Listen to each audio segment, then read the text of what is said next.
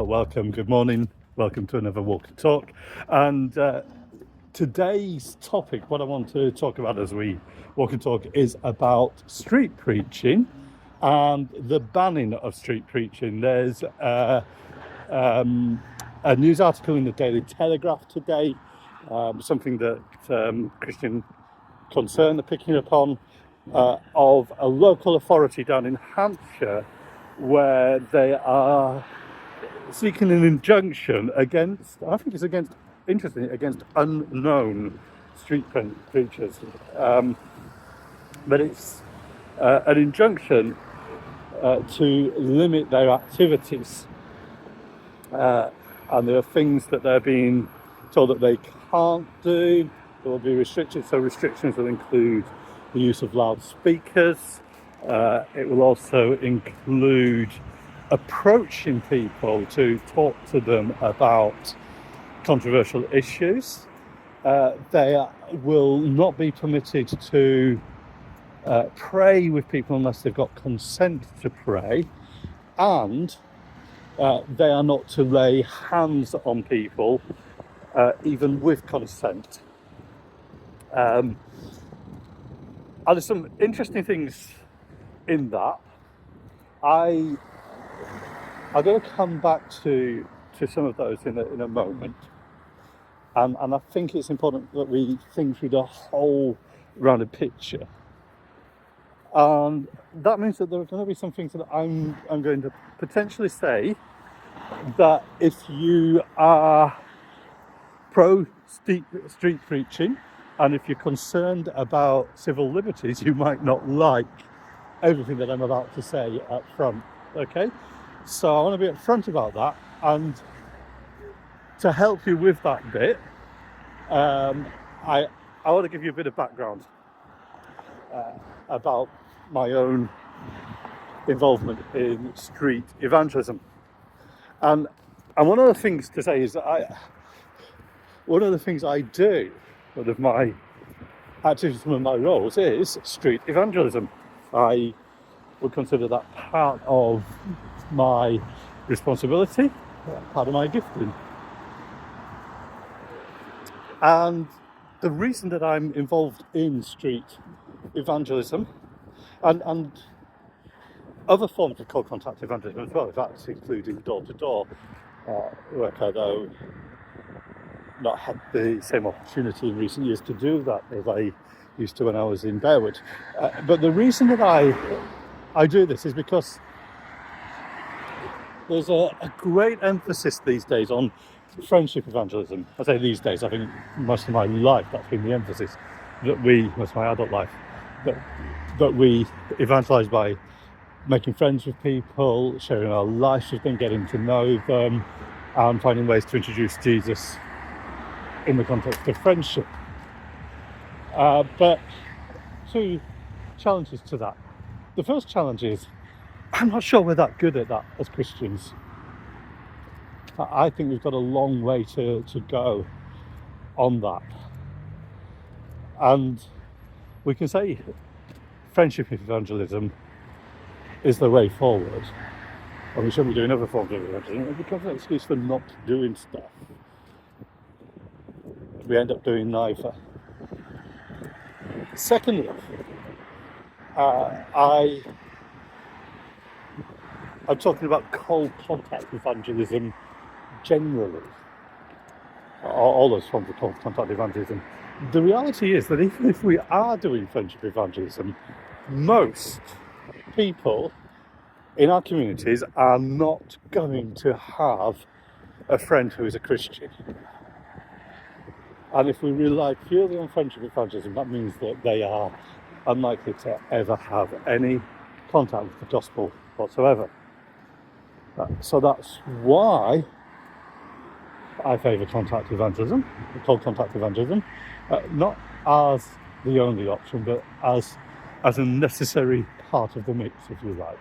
We need to be doing both friendship evangelism and cold contact evangelism, if only to use that cold contact as an opportunity to make some friends, so that the next time we talk to them, it isn't cold contact, we know them. Well, that's the why. And then just a little bit of my own sort of backstory. So I grew up in a church that where there was a big emphasis on this kind of evangelism. In fact, I am here today indirectly because of door-to-door and street evangelism.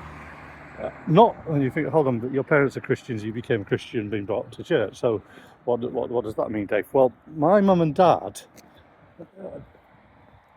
met and got to know each other because they were on the evangelism team at their church. So they got to know each other doing evangelism. I wouldn't be here today if they hadn't been involved in that kind of evangelism. So there are positive spin-offs in other ways as well. I'm not encouraging you to get involved in evangelism as a sort of a relationship courtship opportunity, but it worked for some.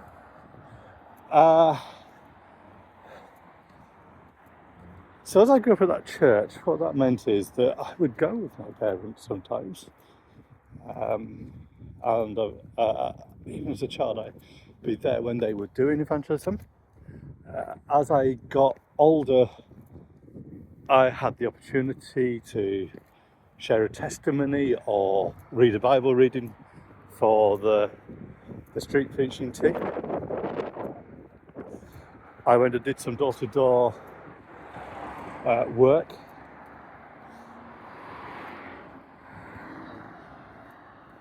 I joined in with some OM teams and outreach and learned a bit about things like those sort of sketchboard things where you do sort of ladder writing and that kind of thing, that the open air evangelists open air campaigners use, all those kinds of things. And then at university, I remember, I think it was either my second or my third year at university. I think it was my second year. I remember there's this guy, he was a very new Christian, Phil, and he had become a Christian very early in his university term. He was a year behind me, and he decided that he was going to share the gospel on the university campus, and he got a milk crate and he set it up outside the student union, and he just started preaching, started sharing his testimony, started talking about Jesus, and of course he immediately in that context started to get some heckling and some opposition. Now the people he was getting opposition from were the political campaigners that believed he was on their territory, the living Marxist revolution communist guys and the socialist workers. Interesting that they saw this lone Christian as a threat, isn't it? And that tells you something about their religious agenda as well as their political agenda. And I think there was another guy as well, and me sort of independently thought, I don't want to leave that guy on his own. So we went and stood with him and said, do you want us to take a turn? And so I stood on the milk crate and I shared a bit of the gospel, and I got heckled as well.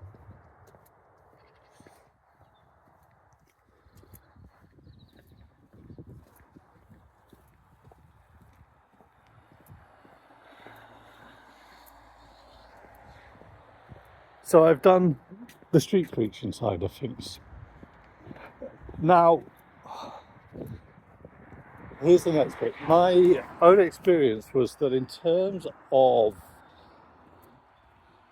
that kind of street evangelism, the stand up and speak and preach, it often didn't seem to be very effective. That people weren't stopping to listen. The words were just going into the air. And I wasn't, and I'm not convinced that it is the most helpful. Just a personal view. That doesn't mean to say that there are never results. I know people that have become Christians because they heard a street preacher. So I'm not ruling it out completely. But I wasn't convinced it was really working. And when we were in Bearwood, we had like a high street. It was actually called the high street. It's called the Bearwood Road, but the main shopping street. And there were people who sometimes would say, "Can we do some street preaching?" We had some OM team and said, "Can we do street preaching?" And there were other people in the church who would say, "Should we be doing that from time to time?" And when we looked, we said, "I'm not sure it's going to work here." We did a couple of times do some sort of pop-up dramas and things like that, but generally speaking, I think this isn't really going to work. I mean, except for the one occasion when I was allowed to speak at the Interchurch Good Friday March of Witness thing, and I used that opportunity just to tell the gospel. Again, was never invited back to do that again. That tells you something as well. But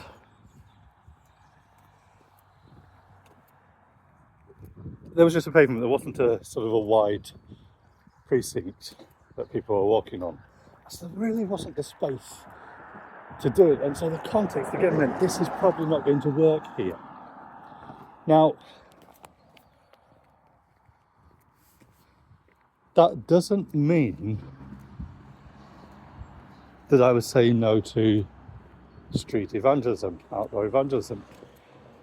I just felt we needed to do things a little bit differently. And so here are some things that we've done. Something that I did as part of I joined in with as part of a university mission when I was an assistant missioner for a university team. We had a question board where there was a big question each day, and people could write down their answers on post-it notes and stick them up. That led to conversations. It also was an opportunity to invite people back for the lunchtime and evening talks.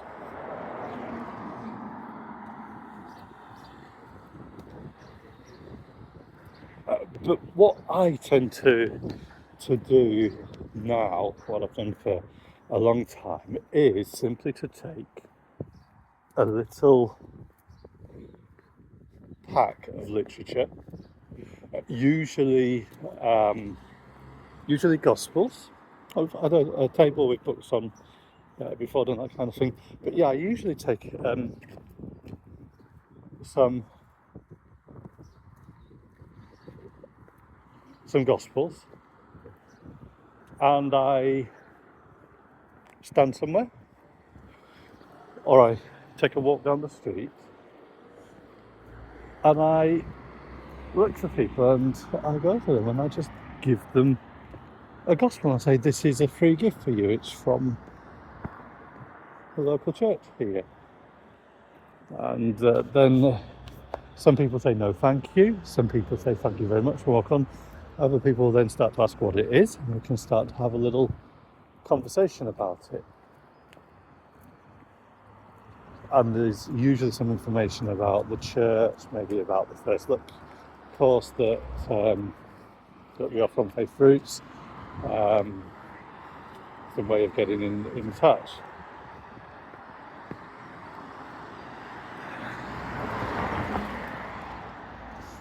And that's been my approach, and I honestly don't know whether there's, whether there's fruit, what the fruit of that has been. It'd be lovely to hear one day from someone who says, "I had a brief conversation with you, I got a gospel from you, I didn't come to your church, I didn't do anything with it for years, but I later started reading it and I became a Christian." I know that I must have put the word of God into the hands of a few thousand people over time, and I know that quite often they were reading it So I would see them reading it as they go along, or I'd say sat at the bus stop. And we just pray that God will do something with it and trust Him.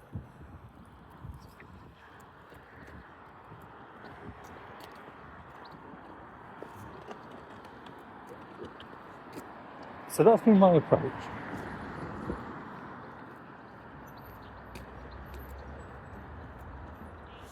I know others will take different approaches, but I wanted to give you the flavour of things to say, look, I am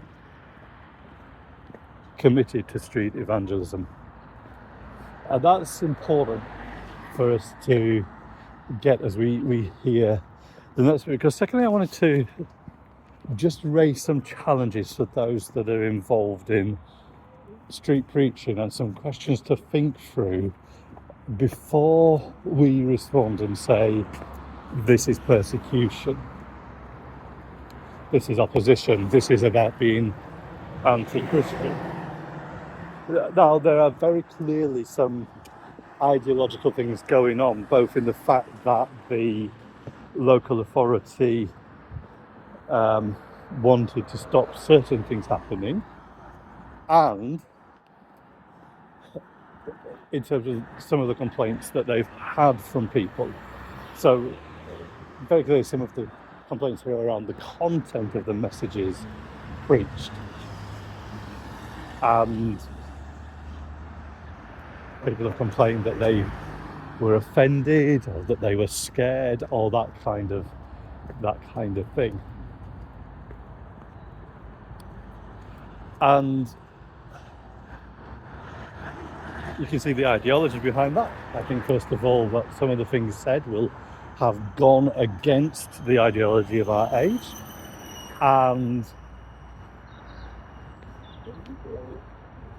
things will have been called sin that this world doesn't want to be called sin. And also part of the ideology of this age is that no one must be offended.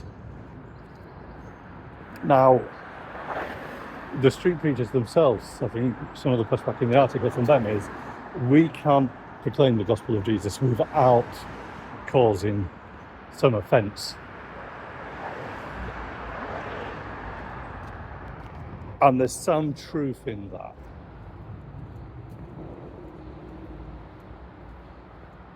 But remember that the offence we should be causing is the offence of the gospel.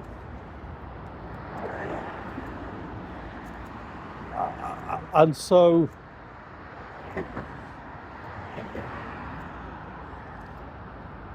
I think I would have some sympathy with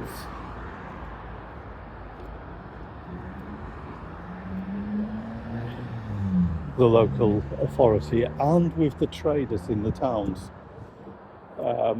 when they say that there's been this thing that's been a nuisance, and with the shoppers as well, when there's been this nuisance for a long period of time.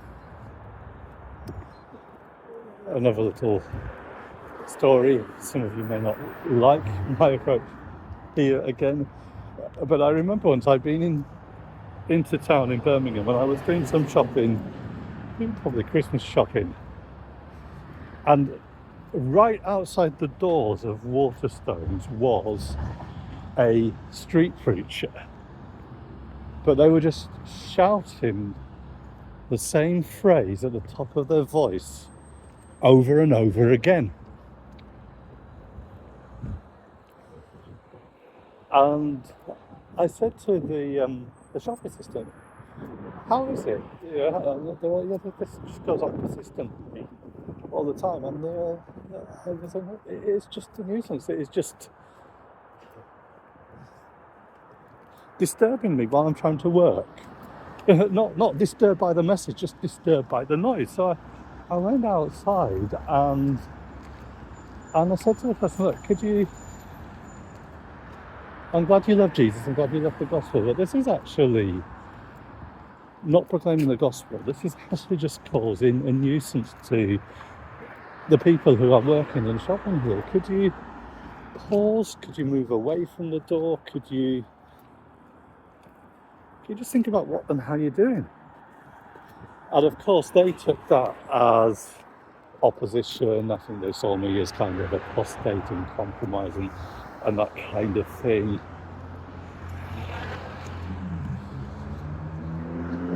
And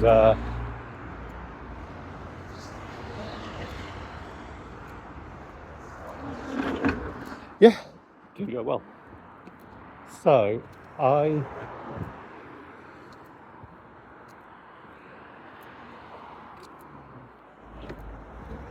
think we've got to be aware of the ways in which things that we do can be a nuisance, and we think that we're being offensive because of the gospel or persecuted because of the gospel, and actually we're just being a nuisance.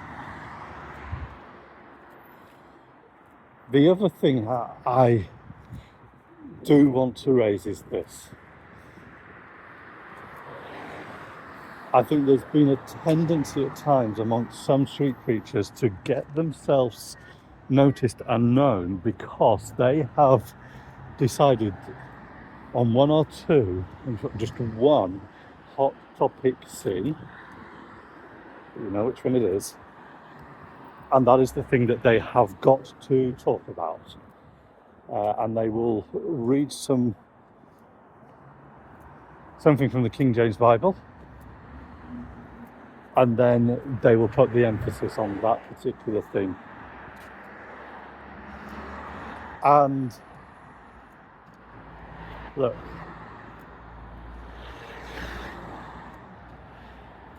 here's the question. Are we doing this because that is the message that people most need to hear if we're going to get them to hear the gospel and come to Christ?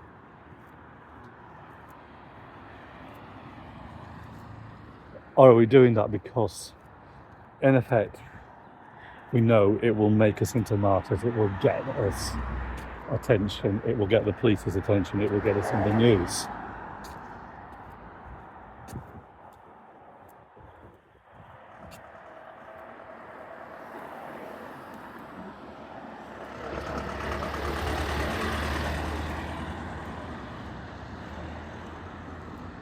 So there's wisdom about what we talk about and where and when.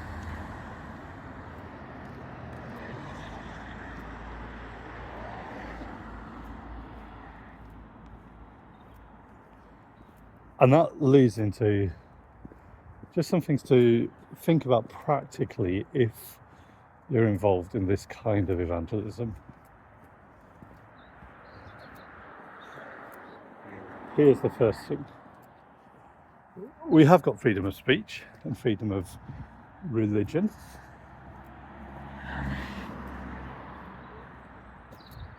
And we should be fearless. We should be fearless even if we don't have that, but fearless being the context of having that, of using the opportunities that God gives us to share the good news. But also, we've got to be responsible and make sure that we aren't just being a nuisance. So, what I would encourage you to do is to know what the bylaws are in your area and work with them. To work with those that have responsibility, the civil authorities in your area, to respect them, as Romans 13 says, not to fear them because they are there in one sense for good. For example, if you're going to use PA equipment, if you're going to use audio projection, actually there's good reason not to, but if you are, I would check whether you need permissions or licenses or anything like that first. And even if you don't, I would get some permission.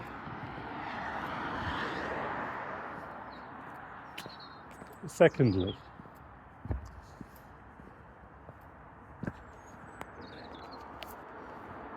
just look at when and how you're doing things. Get other people to look in from the outside and say that this is how you're coming across. Get some feedback. Thirdly, and that leads to the second one, make sure that what you are doing is appropriate for the context. Fourth, prioritize the good news that Jesus died and rose again for the forgiveness of sin. And in that context, I would say, don't get distracted by other things.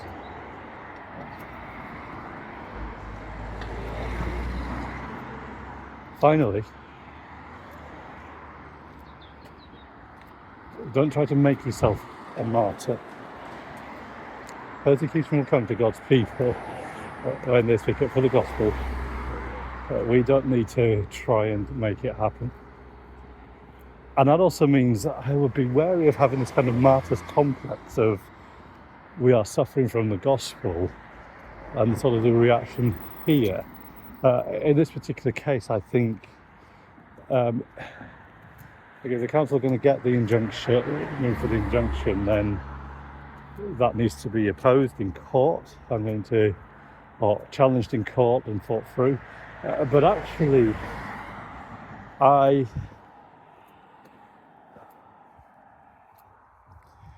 note that the council are meant to be consulting with the community, with religious leaders first, and they've been given space to do that. And I hope that the evangelical church leaders will be speaking up and saying, we don't want to be a nuisance, but we must speak up for the freedom of God's people to proclaim the gospel and to work with the council to see what that means.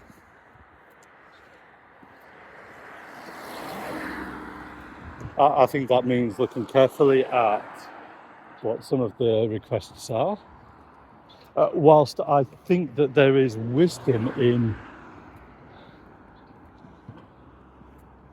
not putting the focus on certain sins. I think free speech just means that nor should there be censorship or banning of those things.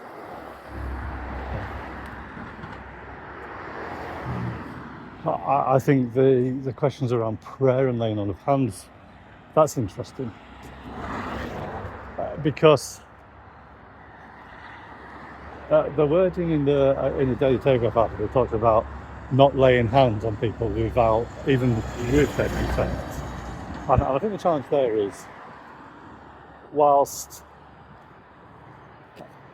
I can ask someone if they want me to pray for them, and my natural way of praying for them might be to stick a hand on their shoulder, the person consenting may not know what they're consenting to, may not even get the implications of that. And also, why do you need to do that in that place there? And is that the most effective way of praying for somebody that you've met in the street?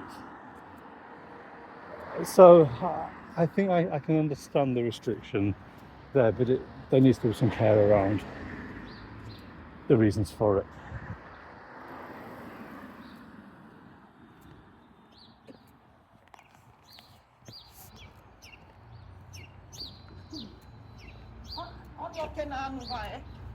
This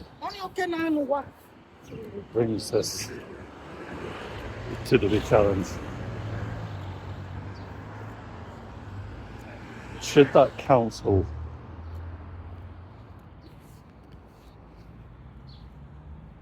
be trying to ban street preaching or limit it? It looks to me like they are trying to limit rather than ban, and you get the sense that I think there are some understandable concerns in there.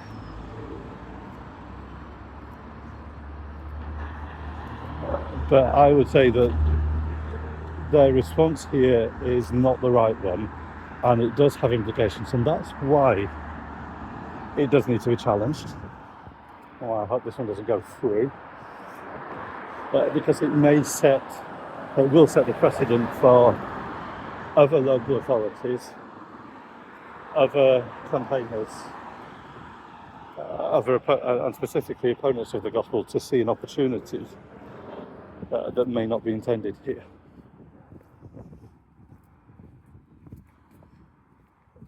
So I think this is a messy case. I think we can see things coming out that suggest, as I said, an ideology that is resistant to the gospel, and also resistant to some of the implications more wider of free speech and that kind of thing. But I can also see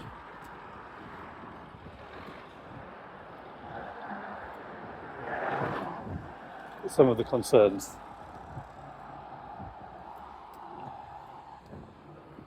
I think we should pray for wisdom on the part of believers. I think we should pray for wisdom on the part of the local authority and wisdom on the part of the police and the courts in this particular case. And we should pray that whatever happens, that believers in that bit of Hampshire, Aldershot and Farnham, that kind of area, will continue to keep proclaiming the good news of Jesus without fear or favour. Thanks for listening in. I'd love to hear your comments, your feedback. What do you think of what I've said there? What was helpful? Where have you got questions? Where would you push back? Do let me know. And I would also say, if you are involved in open air street and door-to-door evangelism, I just want to say,